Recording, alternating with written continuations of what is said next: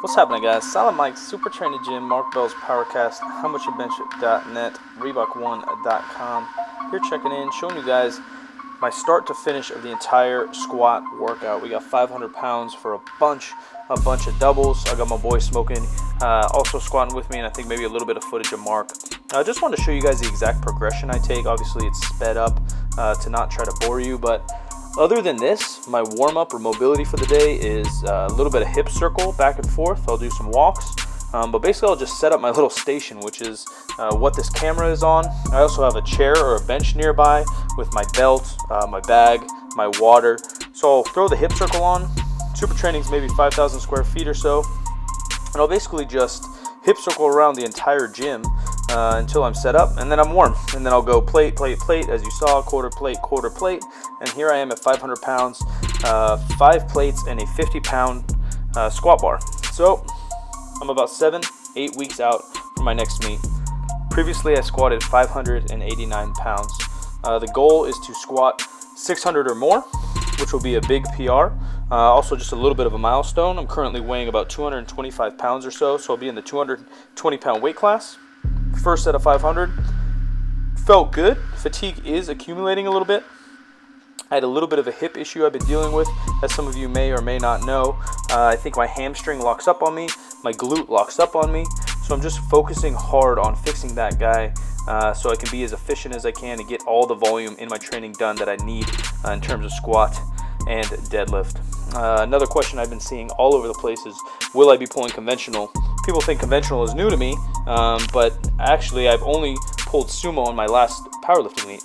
Previous 3-4 powerlifting meets, I've always pulled conventional. My best conventional pull in a meet is 633 pounds. My best sumo in a meet is 650 with a little bit of technique issues. I left some weight on the platform. So here we're going to try to pull more than that, but conventional. So new ground, new era, breaking ground, trying to get more weight, more reps, more sets up on the squat, up on the deadlift. So I basically had 10, anywhere from 8 to 10 sets of 2. Here, I don't know what people are doing. I'm trying to get some freaking work done, and all they do is keep passing around my phone. I'm just trying to get a little video going, show you guys what the hell is going on, wobbly cameras and all. Everything felt pretty good. It was hard, but everything felt pretty dang good. Speed's good. The whole goal is speed and form. Smokey is also doing this next meet prep with me. I have him working on a similar set and rep range. Basically, as we get into meet prep, the entire goal is just to be fast, be efficient, so then you can, over time, raise the intensity, how much of your 1 rep max you're using, get closer to the 1 rep max without being too beat up. For instance, a hard 5x5 in training may be anywhere from 77 to 82% for the majority of lifters. But if you do something like that, you may not be able to add 5 or 10, 15 pounds to a 5x5 the next week without missing a rep. The goal is to never miss a rep. I never try to miss a rep in training or obviously on the platform. So using that as an example, if I was to do a 5x5 in this prep or this peak, building my way up, basically I would start at 67 to 72%. So they could all be fast and smooth, adding a little bit of weight. I would add a little bit of weight each single week until I can no longer do sets of 5, and then maybe I go to 3s or 2s or 4s or whatever the case might be. There's a million different ways to prep. There's a lot of different ways to peak for a meet, but that's just a very basic example for you. It gets a little bit more complex than that.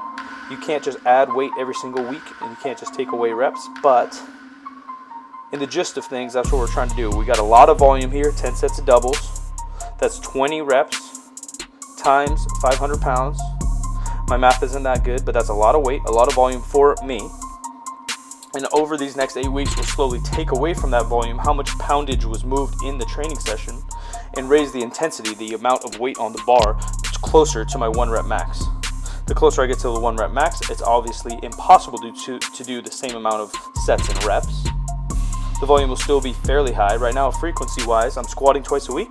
One more squat-focused as this day, and the second squat days after my deadlifts is a lighter day just to kind of feel the groove out. And then I'm benching twice a week, one a little bit heavier, followed with some dumbbells, one a little bit lighter, followed with some barbell overhead. Barbell overhead is something I've kind of neglected in my powerlifting career. I do overhead of some nature, whether it's a press here and there with dumbbells, standing or seated, But Jeremy is a big fan of the barbell overhead, and I put my trust in him, so I'm smashing him. So basically just doing kind of a 5x5, same idea as I explained earlier, fairly light on the barbell overhead. Here's Smokey just squatting away, sets of 5. I think he had 3 or 4 sets of 5 with an AMRAP. Basically, we're just working on his speed, working on his technique. Smokey, as many of us do, come from a kind of, wannabe bodybuilder background where we just thrash ourselves. Every single day we're in the gym, just exercise after exercise, set after set, rep after rep, and we don't leave the gym until we had a pump. But to be the most proficient powerlifter, that's not always the best thing. I think he ended up with 11 or 12 reps here on his AMRAP of maybe 350, maybe 360 pounds. His best squat is just over 500 in wraps. And I think with how things are going, he'll get very close to that in sleeves. He's smashing a lot of weights. He's feeling the most efficient I've ever seen him lift.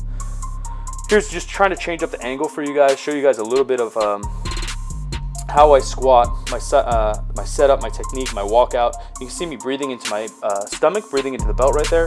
It's basically just so important to brace your spine. We're trying to breathe kind of around your entire midsection, so belly button, obliques, and low back. Breathing around that entire thing will basically allow you to flex down a little bit, almost do a quarter crunch, so you don't get that overextension. From there, basically, you're just holding your breath during the squat. That's going to allow you to keep your core, in between your neck and your hips, most rigid as you can get. Is as much weight you can transfer from your legs, low back, everything you're trying to move into the bar.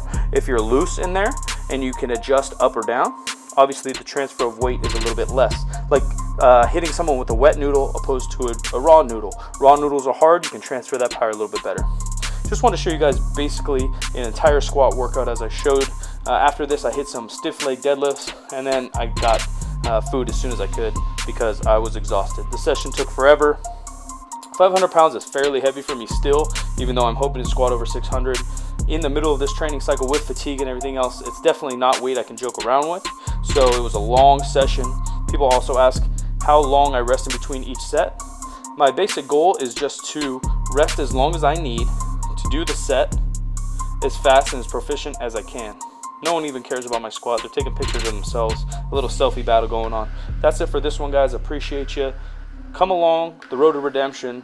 Head into the platform. That's it for this one, guys. Like that bitch, share that bitch, subscribe to that bitch. I'm out of here.